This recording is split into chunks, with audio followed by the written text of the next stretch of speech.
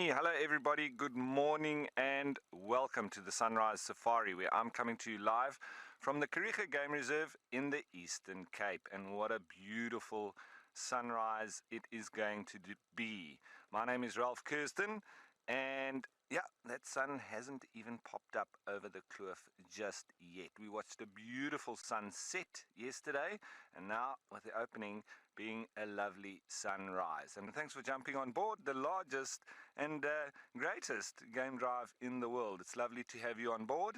And yeah, just can't wait to see what the bush has in store for us today. What is going to be happening out in the bush? That is the question. Well, it's still pretty dark here, but once that sun pops up over the horizon there, we'll then get to see exactly what's going to be happening. But for now, still rather chilly. It's probably around about 10 degrees. There's not a breath of wind for now, but it's going to get up to about 22, so not too hot.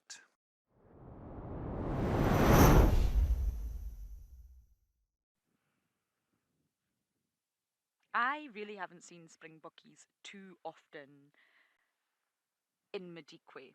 We saw them a few times when we were staying in the northwest of the reserve, but it's not common. The population numbers are definitely not as high as they are in the small area of Amakhala, Carnarvondale, that you see them. And of course, Madikwe is much bigger, so they're much more spread out. But if you are going to find these gorgeous bookies, then you want to come to an area like the plains. It's just such a lovely sighting. And of course, if you're a predator out here, if you are a lion, or even a leopard, we do get them. And think how open this area is. Yes, there are some trees and there are some thickets, very low lying trees. But if you're going to stay positioned in an area like where the springbok are now, then it's going to be very difficult for a predator to actually sneak up on you. Very difficult.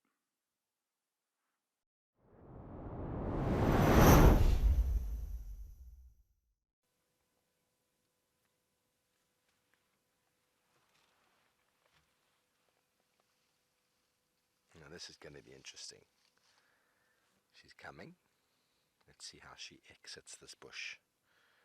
Now Tlalamba, please don't drag your kill into this bush because you're not going to see it very well. You're just surveying the area around, making sure the coast is clean. The impala that was shouting at her is moved off. And the flies that were bothering her have moved over to us in earnest.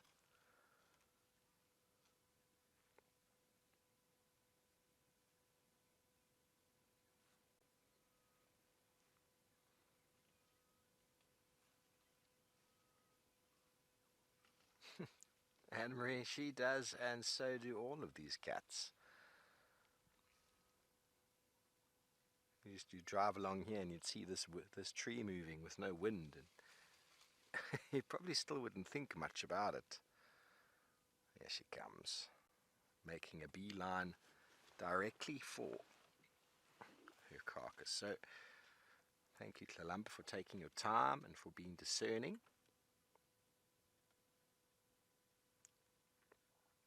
Kind of right in front of us. Just goes to show the absolute relaxed nature of this cat. No, you know where it is. She's now going to track it to where she put it. Maybe she made the kill there and then we caught her.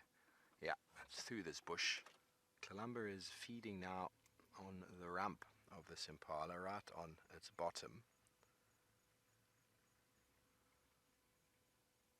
It's not always for sensitive viewers. If you're not into the eating of flesh, the rendering of flesh, this impala is well and truly dead.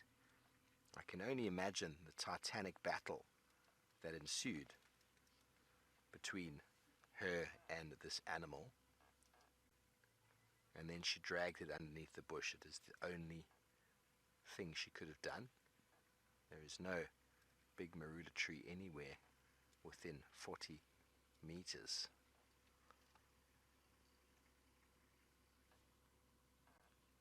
I can't tell you how excited I was when we drove up and he was tucked into this magical jackalberry here on Gowrie Cutline. If you're unfamiliar with the roads on Djuma, I'm sure you will start to recognize them, and kind of just helps to know where the animals are, particularly territorial ones like leopards. Unfortunately, not the great Maribye just now. We've repositioned just a little bit so we can actually see this boy's body. Oh, hello!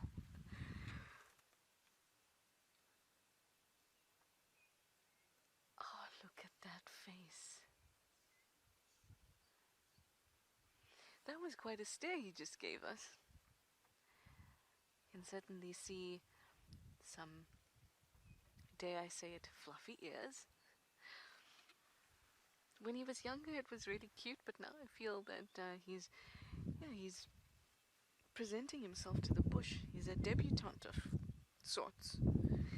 And he needs a more represented name.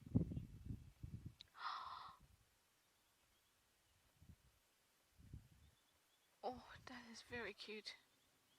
Hi, Ella. Yes, Ella would just like to confirm that Maribye is in the same tree that he had the curricule. Yes, he is, and the curricule is just on the other side. We're going to show it to you now, so if you don't like to see this kind of thing, you should turn away.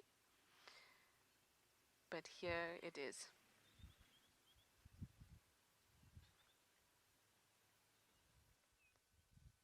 He is a gorgeous young leopard. And it's such a pleasure to spend time with him like this. On the first day back too. And this is the Sabi sand for you. First day back, and we are lucky enough to have a leopard or two. Tlalamba was around as well. And it's been a fantastic safari all round. I've had a wonderful time, and I can't wait to see what happens this afternoon. Maribye will probably still be around here, so we will visit him. Maybe have a look for Tlalamba again, but especially some elephants and that chameleon at night. Oh yes. Anyway, thank you all for joining us. It's been a pleasure. Bye for now.